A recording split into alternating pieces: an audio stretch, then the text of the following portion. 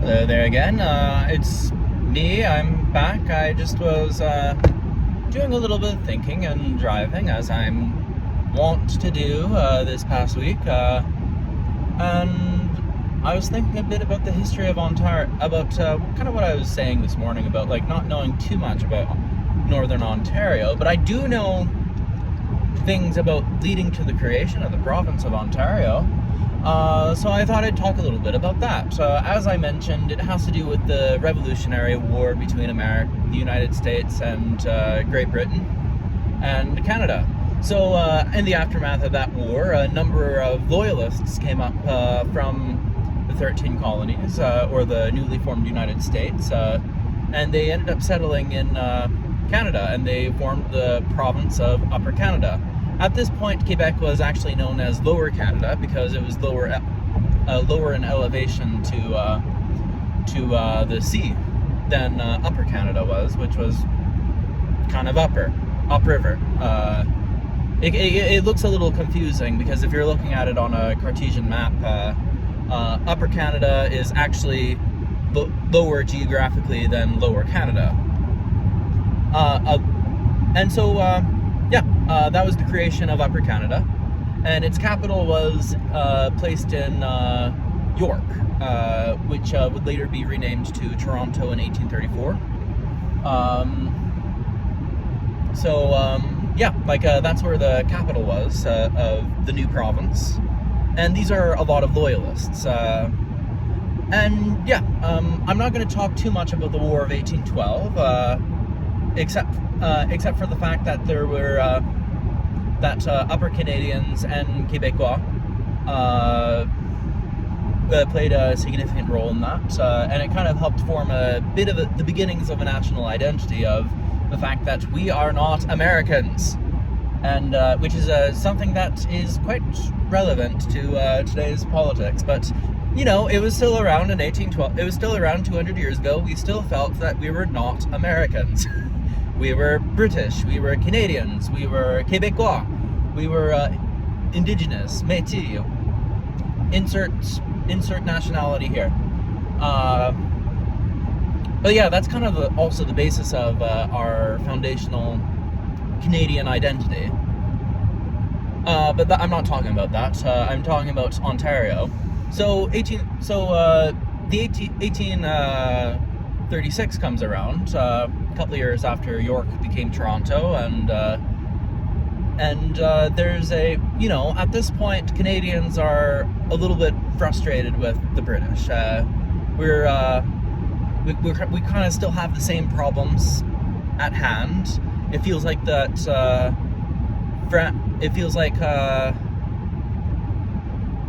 The British are kind of telling us what to do without giving us a lot of say, and of course we're still being taxed by the British, and we have no representation. So there's some of the same frustrations are in place. It's a little less widespread, and so actually what ends up, and we're watching, and this is around the same time as a whole bunch of revolutions are happening in South America right now. And we're watching, and we're kind of looking at the States and being like, oh, well, they seem to have a pretty good thing going on down there. And so a few Canadians, there's actually two revolts in Canada. That happen around the same time. There's the revolts in Upper Canada, in what is now known as Ontario, and there's a revolt in Lower Canada, which is modern-day Quebec. And but these revolts are fairly poorly organized, and they're put down quite quickly. Most notably, future Prime Minister Sir John A. Macdonald was a lieutenant that led the response against the revolts in Upper Canada. So that's a little bit of a tidbit. And there's several famous stories about him commanding troops when he was drunk. But that's fair. But the revolts are put down, and the British go, "What happened? We don't understand what happened. We're gonna send someone to investigate this." And so they send this fellow known as Lord Durham, to Canada to basically interview Canadians and to figure out why would we ever want to revolt against the wonderfully glorious British Empire.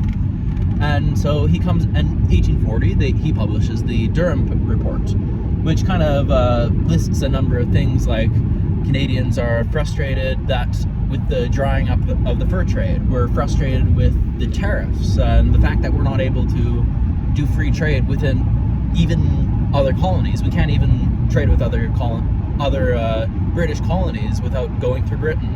We have no representation. We're being taxed too much.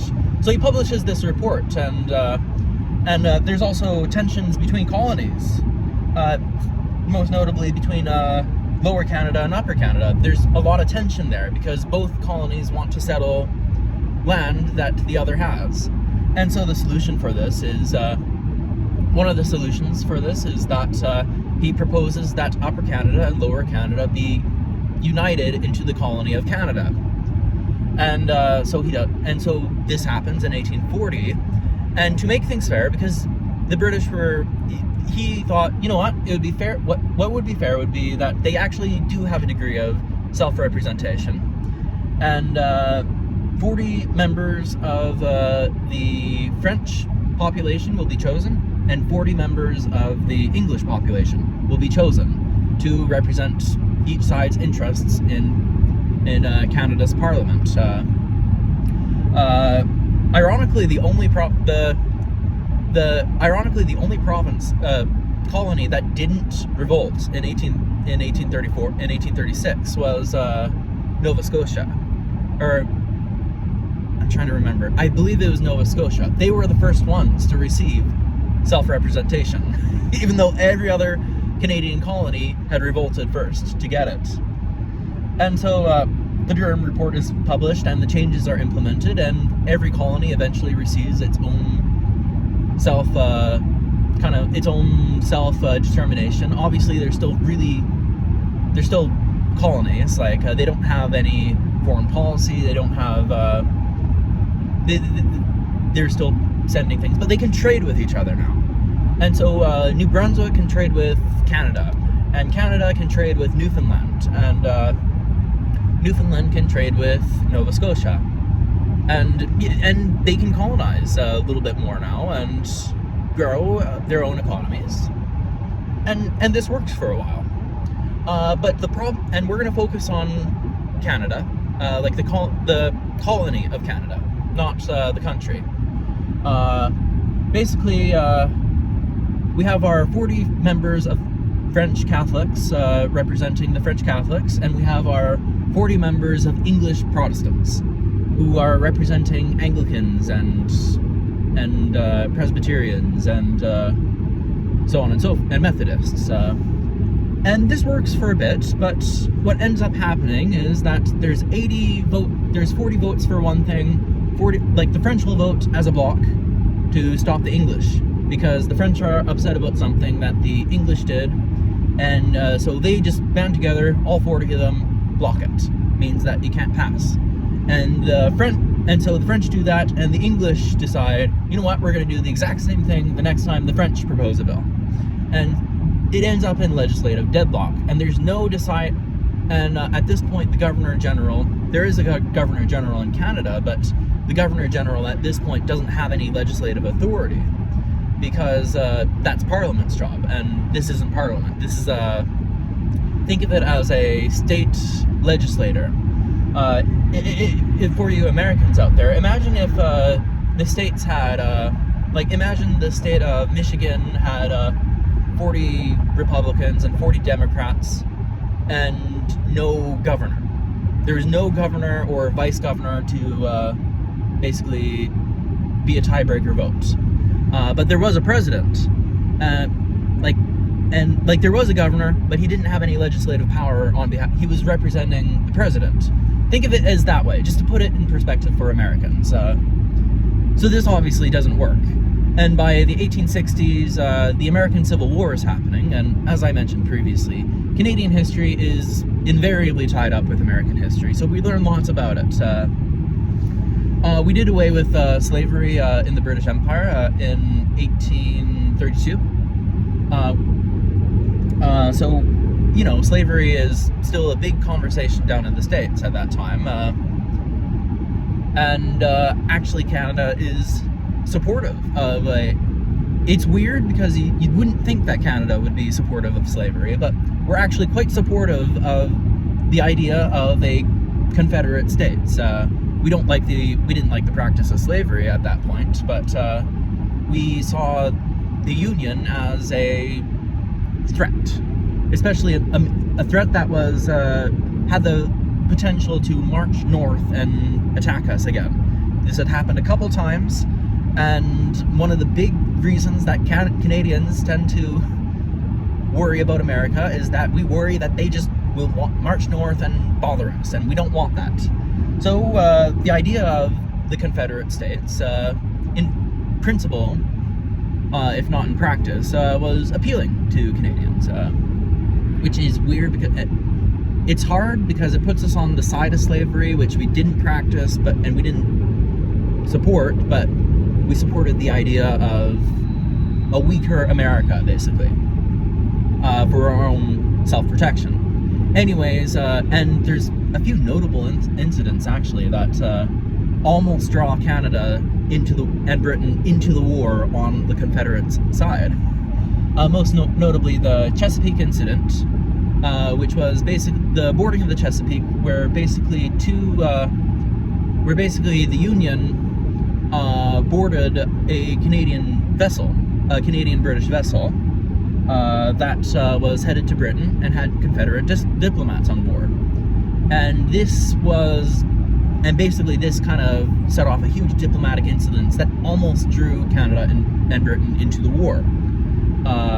Abraham Lincoln, at the last minute, was able to kind of negotiate Britain not entering the war, and which was very fortunate for him, because Britain was the foremost military power at this point. Even a naval blockade would have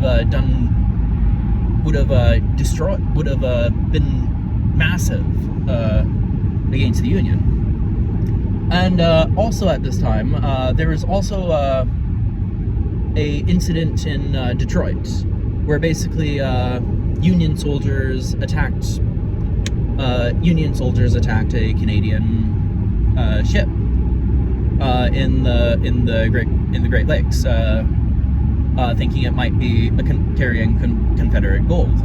And this almost draws Canada into the brink of war. But at the last minute, both parties kind of sit down and they resolve the issue before.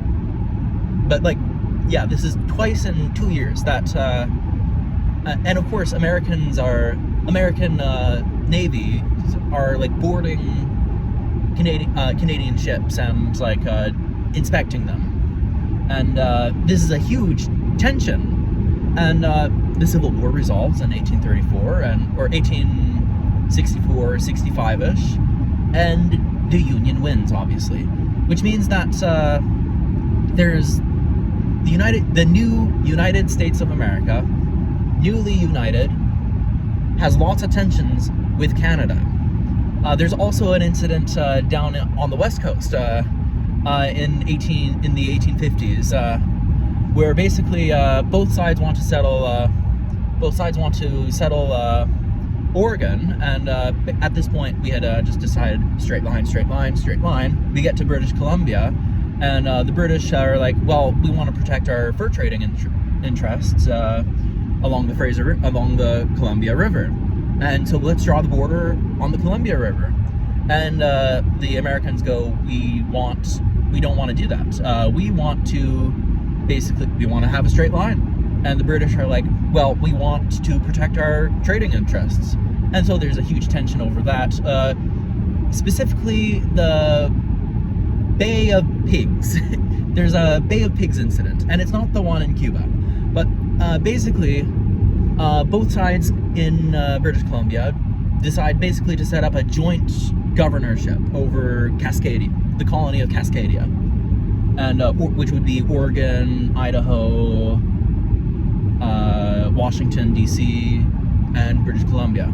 They basically set up a joint governorship, and then Americans start settling, and British start settling, and both sides hate each other, And it's another story. Needless to say, there were lots of tensions, and we almost went to war over that. So it leads us to 1865. America now has this army of millions of young men, recently freed black slaves, and a new union that is unified. And this terrifies Canadians, because a lot of people were alive in 1812, and they're still alive then. They remember basically America marching north unprovoked and burning down York. And so we're very concerned that that's going to happen again. And Britain's busy in India and Africa and not really paying attention, and they're kind of saying, we want you to be taking care of yourself. And so the idea of a nation is proposed. Basically, Sir John A. Macdonald, I mentioned him a little bit before. He's one of the big movers in this, along with Alexander Mackenzie and a number of other fathers of the Confederation. They hold the Charlottetown Conference, where basically the colony of Canada proposes, hey, let's become a country. Let's become our own country, a dominion underneath, where we have our own parliament, our own national policy, and Ontario, they basically propose Ontario and Quebec will support the smaller provinces and such colonies. They're colonies, and but they say, you're going to become provinces, you're going to have your own legislative assemblies, and we will handle national policy and mutual defense, as well as improve infrastructure if you join us. And Nova Scotia and New Brunswick think that this is a pretty good deal. Prince Edward Island kind of says, hey, Prince Edward Island says, we will think about this, but we're not quite interested yet. British Columbia says, you're on the other side of the fucking continent. We're not saying no, but we need to have a conversation about that. How are you going to protect us? And Newfoundland and Labrador are the only province that, or are the only colony in the Canadian colonies that says, no, we're not interested. Because at this point, they have their own unique culture, and they were worried that Ontario and Quebec would end up dominating that. Quite justifiably. Indeed, New Brunswick actually almost didn't join, but they do join Confederation in 1867. And one of the big things in Confederation, the first thing that's done, is that they separate the colony of Canada into Ontario and Quebec, so that finally this legislative deadlock can end. And this ends up being the only thing that legislative body can agree on, is that it needs to end.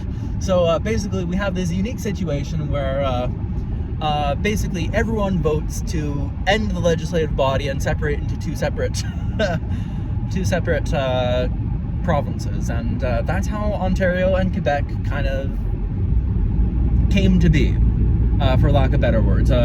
Obviously, Ontario is kind of the main body, being the capital province, and its leader, it holds the capital.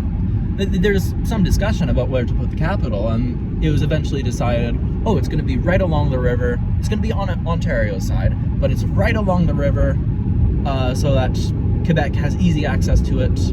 And yeah, eventually Prince Edward Island joins in 1869 after negotiations as the 5th province of Canada. British Columbia joins as the 6th province of Canada after the purchase of the Hudson's Bay Company from Britain, under the condition that the Canadian government will fund the creation of a national road, enter the Canadian Pacific Railway.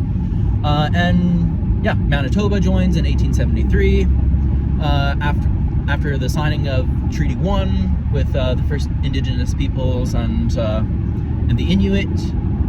And Saskatchewan and Alberta joined Confederation in 1905 after being created from the Northwest Territories. And Newfoundland and Labrador also finally joined in 1949. That's really another story, though, and I just wanted to talk a little bit about it. I probably will go into greater detail about... I'm covering a massive amount of events, and I'll probably go into greater detail of them, but this is just a brief overview of how Confederation and the province on Ontario came to be. Anyways, I'll catch you later, so cheers.